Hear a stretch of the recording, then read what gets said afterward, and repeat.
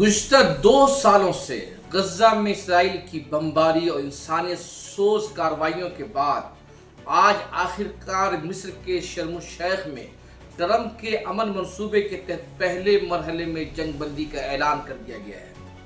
اس مرحلے میں اسرائیل کی جانب سے فائرنگ کا سلسلہ بند کر دیا جائے گا اور حماس کو اپنے قیدیوں کو حماس کو ان یرغمالیوں کو رہا کرنا ہوگا جس کو انہوں نے 7 اکتوبر 2023 کو گرفتار کیا تھا۔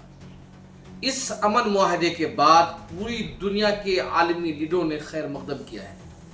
سعودی عرب سے لے کر عرب دنیا کے تمام ممالک نے خیر مقدم کیا ہے اور کل رات سے ہی غزہ میں اس امن معاہدے کا جشن منایا جا رہا ہے۔ کل رات غزہ کے شہریوں نے رات بھر جاگ کر گزاری اور جب جنگ بندی کا اعلان کیا گیا تو غزہ کے شہریوں میں خوشی اور جشن کا ماحول تھا، سڑکیں نوجوانوں سے بھر گئی۔ لیکن یہ خوشی، یہ ماحول صرف غزہ میں نہیں تھا بلکہ تل ابیب کی بھی سڑکیں اور اسرائیل کے دوسرے بڑے شہروں کی سڑکیں خوشیوں سے جھوم اٹھے۔ إن شاء الله تعالى الدقائق الأخيرة وندخل في تنفيذ وقف إطلاق النار. تحياتي لكل الزملاء اللي رفضوا يطلعوا من شمال غزة ونقلوا الرسالة ونقلوا الصورة في ظل المعاناة وفي ظل الاستهدافات. تحيات يا شباب.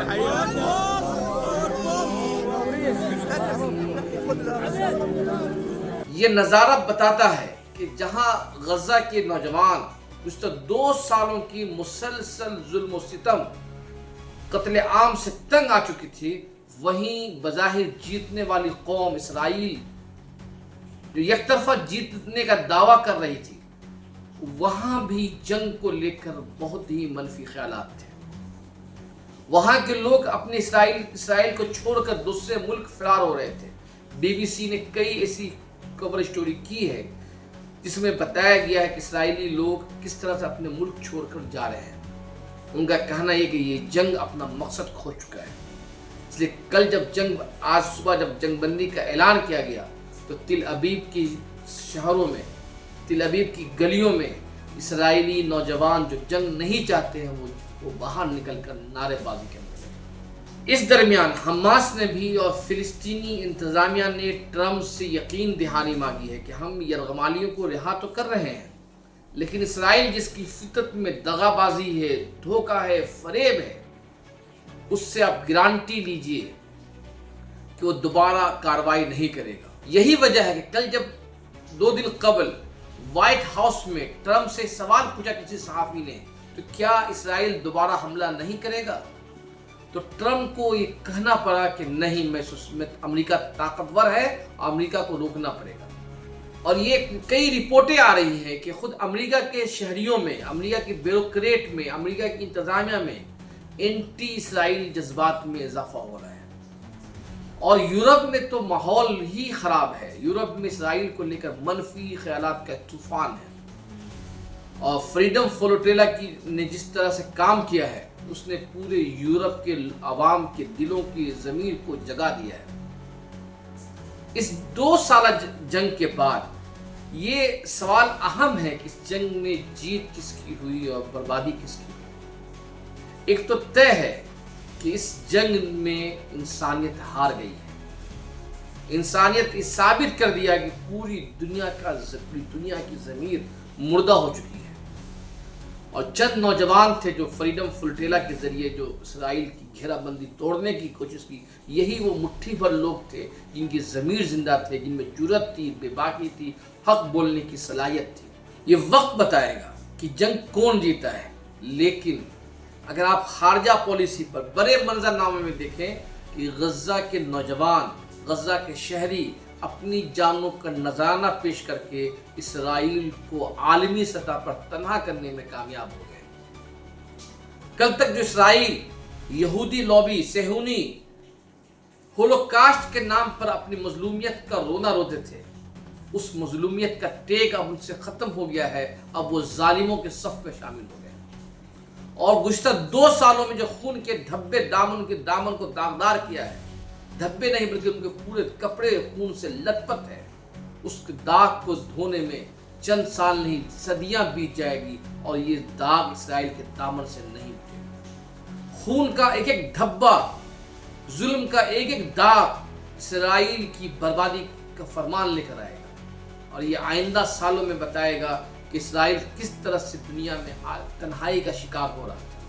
اگر امریکہ پشت پناہی چھوڑ دے تو اس وقت اسرائیل کی تمام ٹیکنالوجی، تمام صلاحیتیں دھڑی کی دھڑی رہ جائے گی۔ اسرائیل کا وجود ہی امریکہ کی مدد، امریکہ کی بھیک پر قائم ہے، اور غزہ کے نوجوان جو گزشتہ 2 سالوں سے جانوں کو نذرانہ پیش کر رہے تھے، وہ اپنی ہمت، اپنی بہادری، اپنی جرأت کے ساتھ آج بھی قائم ہے اور آئندہ بھی قائم ہے۔ اب یہ دیکھنا یہ ہے کہ یہ جو جنگ بندی ہو رہی ہے، کئی اہم سوالات ہیں۔ کیا حماس کو غیر مسلح کرنے میں کامیاب ہو جائیں گے؟ پہلا سوال ہے۔ دوسرا سوال یہ ہے کہ کیا اسرائیل غزہ کا غیر قانونی ناکہ بندی ختم کر دے گا؟ تیسرا سوال یہ ہے کہ کیا اسرائیل مغربی کنارہ میں اپنی بستیاں بسانا بند کر دے گا؟ یہ 3 اہم سوال ہیں۔ اس جنگ بندی کے بعد ایک بار پھر ٹرمپ کی خواہش ابھر گئی ہے۔ ٹرمپ اپنے حامیوں کے ساتھ ایک بار پھر مطالبہ شروع کر دیا ہے کہ انہیں امن کا نوبل انعام دیا جائے، اور خود وائٹ ہاؤس نے جو فوٹو جاری کیا ہے اس فوٹو میں ٹرمپ کے فوٹو کے ساتھ لکھا ہے کہ امن کا صدر، پیس آف پریزیڈنٹ آف دا پیس، امن کا صدر۔ اور اسرائیل سے لے کر پوری دنیا کے لوگوں نے کہا ہے کہ ٹرمپ نوبل کے مستحق ہیں۔ اور ایسے لیکن سوال یہ ہے کہ اگلے جمعہ کو نوبل کمیٹی جو ہے امن نوبل کے نام کا اعلان کیا جائے گا۔ کہا یہ جاتا ہے کہ یہ کمیٹی بہت پہلے سے ناموں کا انتخاب کرنا شروع کر دیتی ہے۔ ایسے میں اس بات کی کم توقع ہے کہ ٹرمپ کو نوبل کا انعام اس سال مل پائے گا۔ اگر اسرائیل غزہ کا غیر قانونی ناکہ بندی بند نہیں کرتا ہے اور مغربی کنارہ میں اپنی بستیاں بسانا بند نہیں کرتا ہے تو یہ جنگ بندی عارضی ثابت ہوگی، اور چاہے جتنی بھی کوششیں کر لی جائے غزہ میں حماس کو غیر مسلح کر لیں، لیکن حماس دراصل نام ہے مزاحمت کا، حماس نام ہے اسرائیل کے ظلم و ستم کے سامنے ڈٹ جانے کا، مقابلہ کرنے کا۔ اگر یہ دنیا چاہتی ہے کہ امن قائم ہو، خطے کی ترقی ہو، تو اس کے لیے ضروری ہے کہ حماس کو غیر مسلح ضرور کریں، حماس کو سیاسی صف بندی میں شامل ضرور کریں، لیکن اس کے ساتھ ساتھ اسرائیل پر بھی نکیل کسنا ضروری ہے۔ اسرائیل کو غزہ کی ناکہ بندی بند کرنی ہوگی، مغربی کنارے میں غیر قانونی یہودی بستیوں کو بسانا بند کرنا ہوگا، تو دنیا میں امن قائم ہوگا۔ اگر اسی طرح اسرائیل کو چھوٹ دیا جاتا رہا تو پھر ایک بار پھر مشرق وسطی جنگ کے دھیانے پہ پہنچ جائے گا، اور اس سے بڑی بربادی آئے گی۔ آپ دیکھ رہے ہیں انصاف نیوز آن لائن۔ بہت بہت شکریہ۔